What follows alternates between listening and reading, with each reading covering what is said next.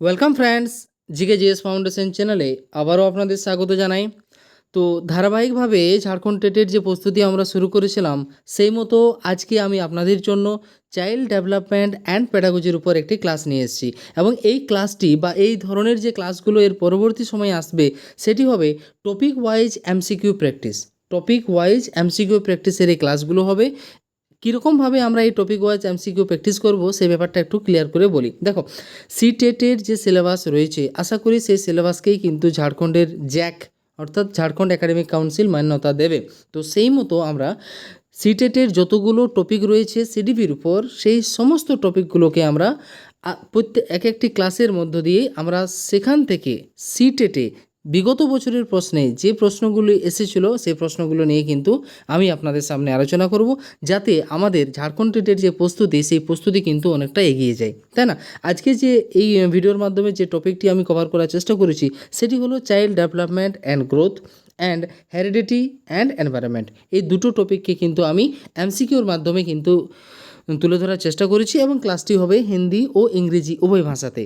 কোশ্চেনগুলো কিন্তু হিন্দি এবং ইংরেজি উভয় ভাষাতেই রাখা হয়েছে। আমরা টার্গেট নিয়ে চলছি যে সিডিপিতে যেন আমরা 30 আউট অফ 30 পাই। তো যদি ভিডিও ভালো লেগে থাকে, এই চ্যানেলের কন্টেন্ট আপনাদের ভালো লেগে থাকে, অবশ্যই কিন্তু চ্যানেলের সাথে থাকবেন, চ্যানেলকে সাবস্ক্রাইব করবেন, ভিডিও ভালো লাগলে ভিডিওকে অবশ্যই লাইক করবেন, এবং কমেন্ট করতে ভুলবেন না যে আপনাদের এর পরবর্তী সময়ে কী ধরনের বা কোন টপিকের উপর ভিডিও প্রয়োজন। এই সিডিপির উপর যে আমরা ধারাবাহিকতা শুরু করেছি টপিক ওয়াইজ এমসিকিউ প্র্যাকটিসের, এটা চলতেই থাকবে। পাশাপাশি আর অন্যান্য কোন সাবজেক্টের যদি আপনাদের ক্লাস প্রয়োজন হয়ে থাকে, আপনারা কিন্তু অবশ্যই জানাবেন। আমি যতটুকু পারবো আপনাদের সাহায্য করার চেষ্টা করব, তাই না? চলো তাহলে ভিডিও মূল আলোচনায় চলে আসি, ভিডিওটি শুরু করি।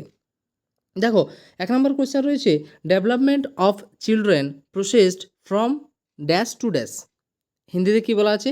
বাচ্চে কি বিকাশ কা ক্রম क्या है, তাই না? এক্ষেত্রে অপশান এ আছে অ্যাবস্ট্রাক্ট কংক্রিট, অপশান বি টো হেড, অপশান সি এক্সট্রিমিটস সেন্টার, এবং অপশান ডি জেনারেল স্পেসিফিক। হিন্দির মধ্যে যদি আমি জানতে চাই, তাহলে अमूर्त से मूर्त के तरफ होता है, पैरों से सिर की ओर होता है, हाथ पैर से केंद्र की ओर होता है, और ऑप्शन डी में है सामान्य से विशिष्ट की ओर होता है। তো এখানে যে প্রশ্নটি রাখা হয়েছিল, অর্থাৎ ডেভেলপমেন্টের যে প্রসেস একজন শিশুর ক্ষেত্রে, সেটি কি? তাহলে সেক্ষেত্রে সঠিক উত্তর হয়ে যাবে আমাদের অপশান বি, অর্থাৎ টো টু হেড, অর্থাৎ প্যারো সে সির কে ওর হতা হ্যাঁ। অপশান বি হয়ে যাবে আমাদের সঠিক উত্তর। চলো নেক্সট প্রশ্নে চলে আসবো আমরা। দ্বিতীয় নম্বর প্রশ্ন রয়েছে, choose the correct statement about development, অর্থাৎ ডেভেলপমেন্ট বিষয়ে আপনাকে কারেক্ট স্টেটসমেন্টটি কিন্তু চুজ করতে বলেছে। বিকাশকে বিশেষ মে বা বিকাশকে বিশেষ মে সেই বক্তব্য চুনিয়ে, সঠিক বক্তব্যটি বিকাশের পরিপ্রেক্ষিতে আপনাকে কিন্তু সিলেক্ট করতে বলেছে। দেখো, 1 নম্বরে রয়েছে ডেভেলপমেন্ট ইজ यूनिडायरेक्शनल एंड यूनिडायमेंशनल, अर्थात विकास एक दिशाई और एक आयामी होता है। ऑप्शन बी তে বলা আছে development is totally genetically programmed, विकास पूर्ण रूप से अनुवंशिकता से योजनाबद्ध है। ऑप्शन सी তে বলা আছে डेवलपमेंट इज मॉडिफेबल, अर्थात विकास परिवर्तनीय है। ऑप्शन डी তে বলা রয়েছে individuals achieve developmental milestones at the same age and pace, अर्थात বলেছে যে सभी व्यक्ति एक ही आयु और गति से विकास की पड़ाव को प्राप्त करते हैं। তাহলে এখানে যে প্রশ্নটি রয়েছে তার পরিপ্রেক্ষিতে আমাদের সঠিক উত্তর হয়ে যাবে অপশন সি, বিকাশ পরিবর্তনীয় হ্যাঁ, বিকাশ মডিফেবল, অর্থাৎ অপশন সি হয়ে যাবে আমাদের কারেক্ট উত্তর, তাই না? চলো পরবর্তী প্রশ্ন চলে আসি, কোয়েশ্চেন নাম্বার 3। এখানে বলা রয়েছে which principal of development does the following example illustrate the development of a child does not take not, বারবার বলছি কোশ্চেন পড়ার সময় কোশ্চেনের সদর্থক না নর্থক কোন বিষয়গুলো বলা থাকবে আপনাকে কিন্তু সেটা ভালোভাবে জেনে নিতে হবে।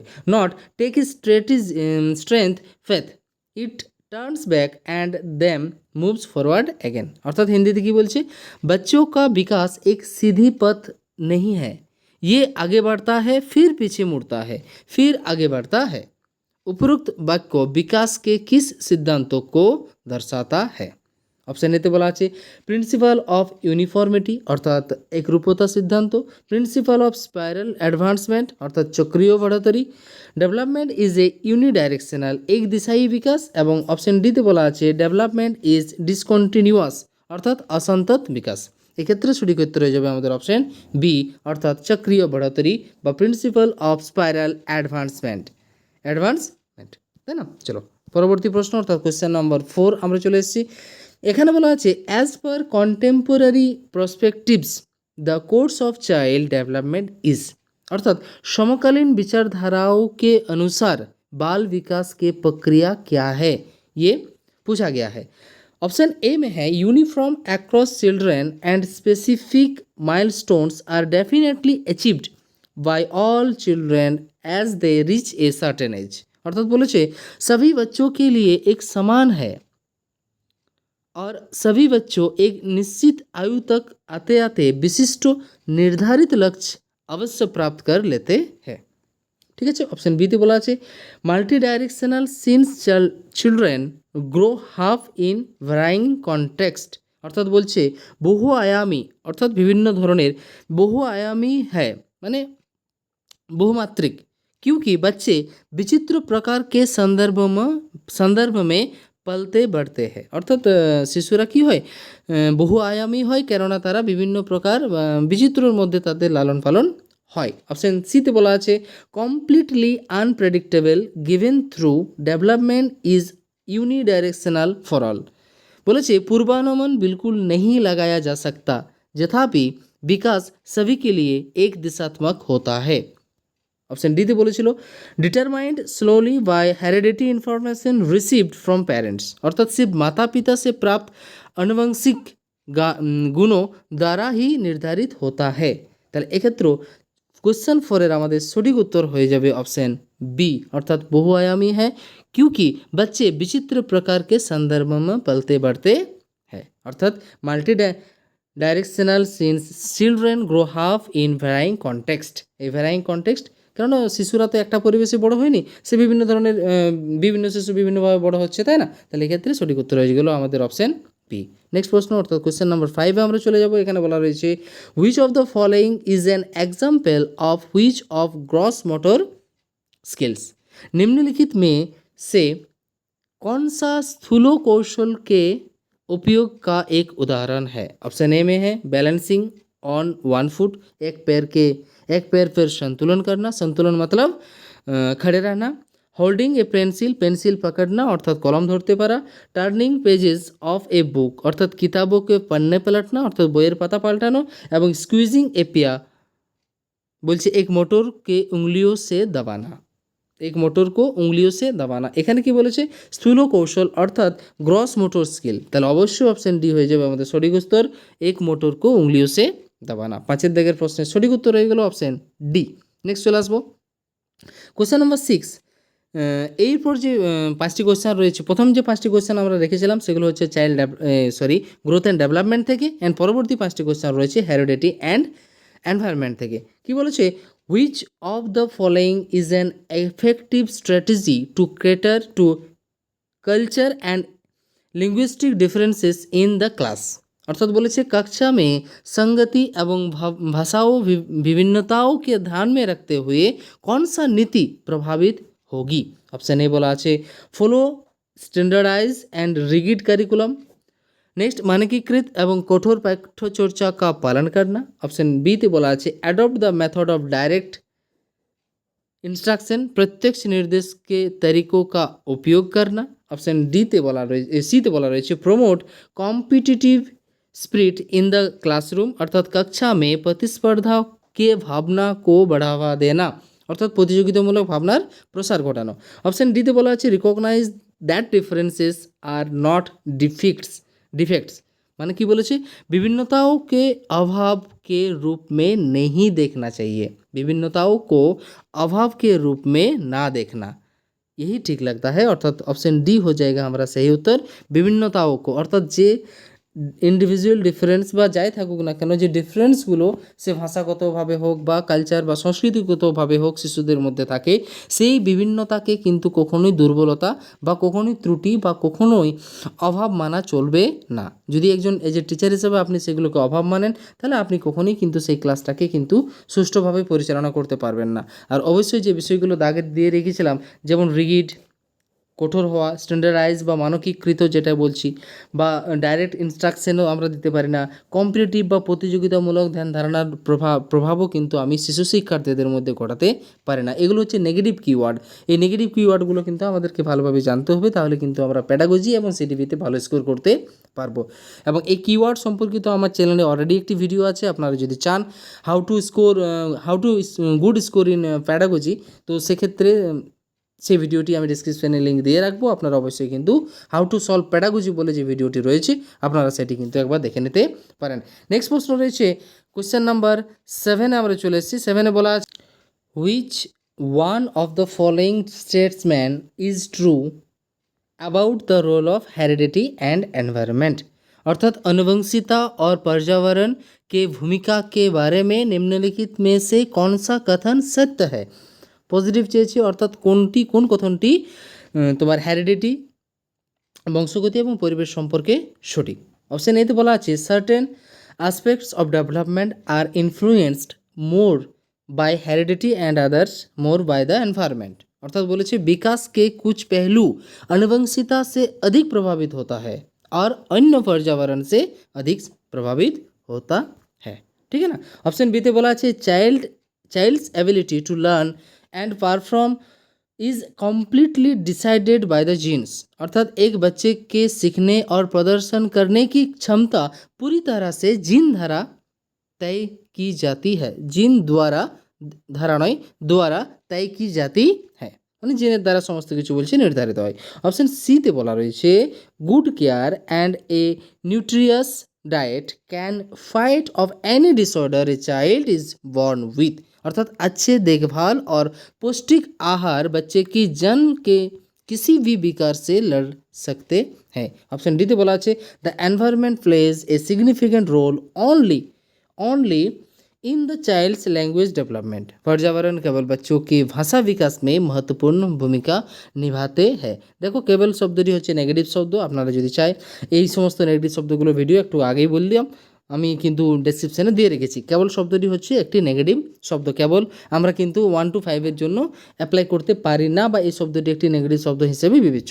তাহলে এখানে যে প্রশ্নটি বলা রয়েছে হেরিডিটি এবং এনভায়রনমেন্টের পরিপ্রেক্ষিতে কোন বক্তব্যটি সঠিক, সেক্ষেত্রে সঠিক উত্তর হয়ে যাবে আমাদের 7-এর দাগের প্রশ্নের সঠিক উত্তর হয়ে গেল অপশন এ। কি বলেছে? অপশন এ হয়ে যাবে আমাদের সঠিক উত্তর, কেননা এখানে যে বিষয়টি বলা রয়েছে विकास के कुछ पहलू अनुवंशिकता से अधिक प्रभावित होते हैं और अन्य पर्यावरण से अधिक प्रभावित होते हैं। অপশন এ হয়ে যাবে আমাদের সঠিক উত্তর। নেক্সট চলে আসবো আমরা পরবর্তী প্রশ্নে, কোশ্চেন নাম্বার 8, যেখানে বলা আছে dash refers to the complex forces of the physical and social world that influence a child experience during the course of her development, निम्नलिखित में से कौन सा कारक भौतिक एवं सामाजिक दुनिया के जटिल शक्तियों को संभावित करता है जो किसी बालिका की अनुभवों को उसके विकास के दौरान प्रभावित करते हैं। ऑप्शन ए ते बोला है नेचर अर्थात प्रगति, ऑप्शन बी ते हेरिडिटी अनुवंशिकता, ऑप्शन सी नार्चार लालन पालन এবং অপশন ডি ক্রোমোজোম বলা আছে অপশন ডিতে। এক্ষেত্রে আমাদের 8-এর দাগের প্রশ্নের সঠিক উত্তর হয়ে যাবে অপশন সি লালন পালন অর্থাৎ নার্চার, তাই না? অপশন সি হয়ে যাবে সঠিক উত্তর। নেক্সট পরবর্তী প্রশ্ন অর্থাৎ কোশ্চেন নাম্বার 9-এ আমরা চলে এসেছি।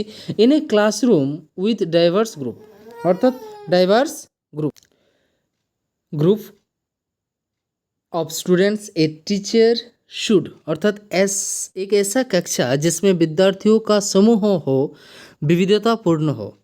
विविधतापूर्ण एक विद्यार्थीर श्रेणीकक्ष, उसमें अध्यापक को क्या करना चाहिए, अर्थात যেখানে ডাইভার্স গ্রুপ অফ স্টুডেন্ট থাকবে সেই শ্রেণীকক্ষে এই যে টিচার হিসেবে আপনি কী করবেন। অপশন এতে বলা ছিল advocate and celebrate individual differences, व्यक्तिगत विभिन्नताओं को पक्षपोषित और सम्मानित करना चाहिए। Option B try to reduce individual differences, व्यक्तिगत विभिन्नताओं को कम करने की कोशिश करनी चाहिए। Option C ignore individual differences, व्यक्तित्व विभिन्नताओं को अनदेखा करना चाहिए।